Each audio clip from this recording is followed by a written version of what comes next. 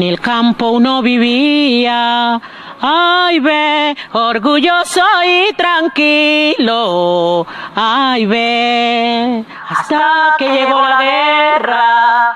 Ay, ve, y se... ¿Quién es Francisca? Francisca es una mujer ribereña.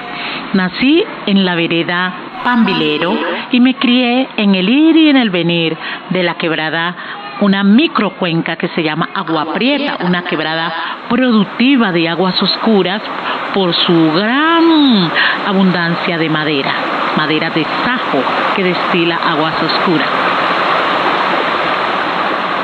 Francisca no pudo tener un nivel de escolaridad avanzado, por lo que en esas quebradas pequeñas no había escuela.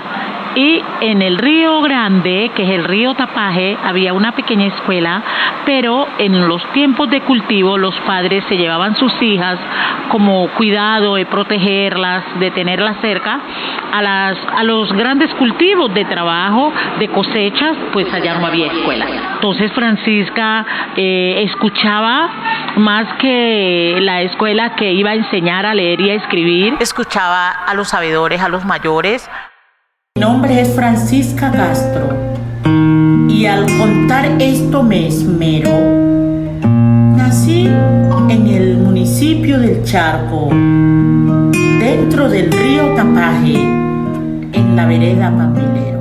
Porque estaban todos los mayores que trabajaban y labraban la tierra, estaban allá con sus historias, con sus cantos, con los cuentos de Tío Tigre, de Tío Conejo. Francisca escuchaba, era eso, y esa fue como la vida que le fue sembrando desde sus primeros años, fue sembrándole esa escucha, esa vivencia de oralidad, le fue dando importancia a ese padrino, a ese tío, a ese papá chiquito, a ese abuelo, a ese papá que te salta en el hombro, en la espalda cuando van llegando al espacio de trabajo. No estudiaban y adultos abandonados y los productos del campo. Francisca, entrando por la quebrada de Aguas Oscuras, escuchaba cantar a su padre y a su madre pilotear la canoa mientras ellas iban en un ranchito cubiertas y con una esquiva de tablado y una cobija gruesa, allí escuchando a sus padres. Biografía en el oriente de Cali. En el distrito. El oriente resiste desde Cali. En el distrito hay más talentos que balas perdidas. Biografías sonoras. Arte y resistencia en el oriente de Cali. Bueno, yo creo que hace como unos 18 años más o menos. Ella siempre es dinámica, le gusta mucho la cultura y en eso se ha destacado ella.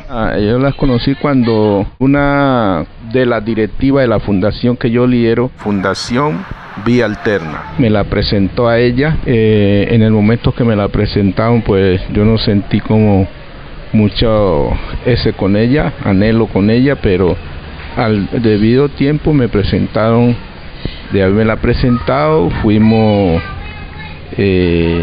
hablando charla y ya fuimos haciendo reconocimiento, y yo pues como ella venía la acogí a la organización que yo lideraba, porque ella pues tenía los conocimientos pero no sabía dónde iba a tocar en las instituciones y todo eso, y yo empecé a vamos para acá, vamos para allá, y ahí ya pues nos fuimos integrando más en la comunicación con ella. Voy comadre, voy comadre. Las mujeres son camino, las mujeres son la vida, las mujeres son cariño. Las comunidades negras en los ríos últimamente han tenido un trayecto de ir y venir.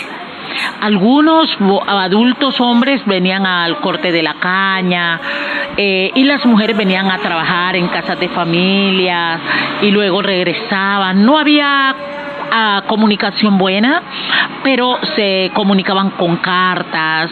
Cuando uno desde acá mandaba carta a los territorios, de los territorios con el que venía, le mandaba carta. Esa carta tan bonita decía: querida y recordada mamá, te saludo con mucho cariño. Después de mi corto saludo paso a decirte lo siguiente. Te cuento, mamá, que estoy bien por acá. Me conseguí un trabajo donde pues no es que me paguen mucho, pero la señora es muy buena, me trata muy bien, tiene 3 hijos, ellos estudian, a mí me toca hacer el aseo, lavar y cocinar. Mamá, en noviembre, si Dios quiere, voy a ir, llevo plata para comprar el zinc, el techo de la casa. Atentamente, se despide tu hija, que tanto te recuerda.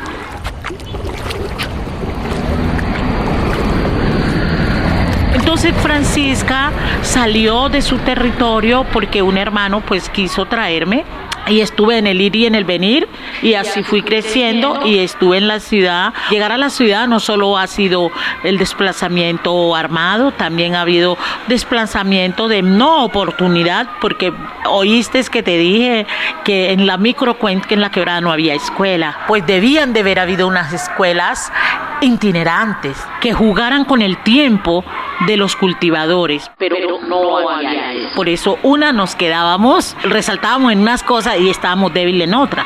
¿Escuchaste que te dije que tenía pereza cuando salía?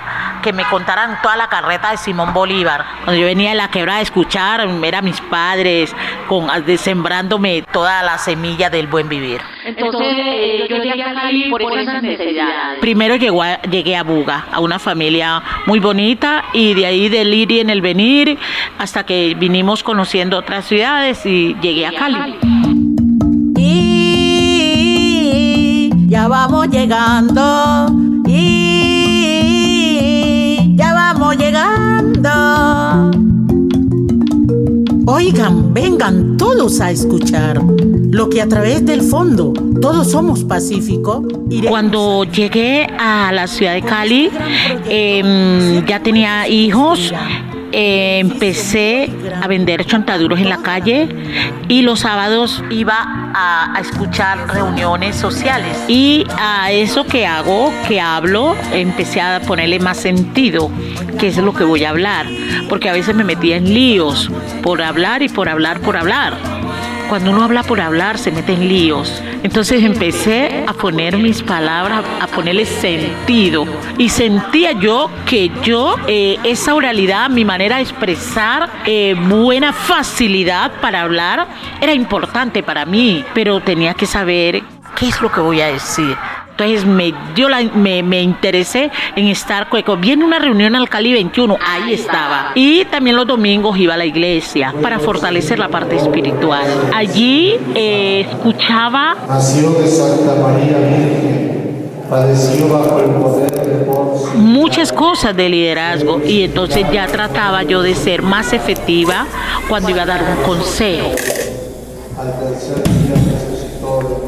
En esa casa de trabajo que estuve en Buga, aprendí mucho sobre despedir al esposo con una sonrisa. Hasta luego, mi amor, Dios te bendiga. Recibirlo también con una sonrisa, la casa muy bien, impecable, y los hijos llevarlos a estudiar, y también llevarlos a psicólogos si había alguna debilidad. Y esas cosas se me quedaron sembradas también. Entonces yo trataba de poner a mis compañeras, también darles ideas de lo que yo había aprendido.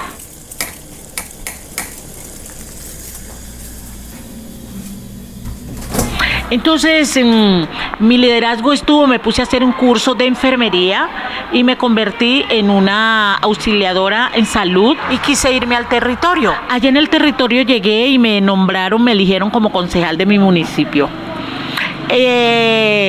Yo cuando estuve trabajando en salud andaba para arriba y para abajo porque aprendí inyectología, aprendí al cuidado, seguridad y cuidado en salud, y no tenía mucho nivel de escolaridad académico, pero hice mi curso en salud y me nombraron como enfermera.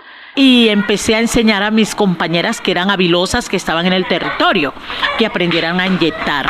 Entonces, además de ir y decirles que abrieran sequias para que evitaran la propagación de mosquito que transmitía el paludismo, empecé a enseñarles a inyectar. Doña Francisca es una narradora oral, su voz como que tiene un poder que lleva a las personas como a otros tiempos y lugares, con sus historias y enseñanzas.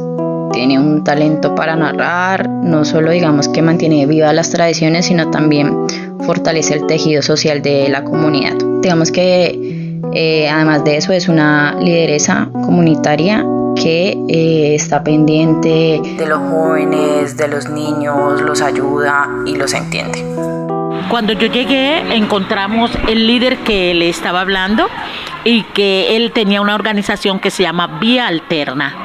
Esa era la vía de yo conducir a mi gente a todos los espacios de identidad, como personería, como de declaración para las víctimas, y esa organización